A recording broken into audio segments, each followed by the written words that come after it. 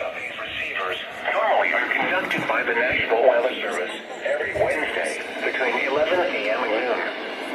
When there is a threat of or existing severe weather in the area on Wednesday, the test is postponed until the next good weather day.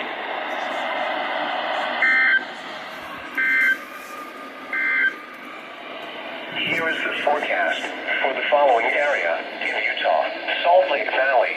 Today, sunny.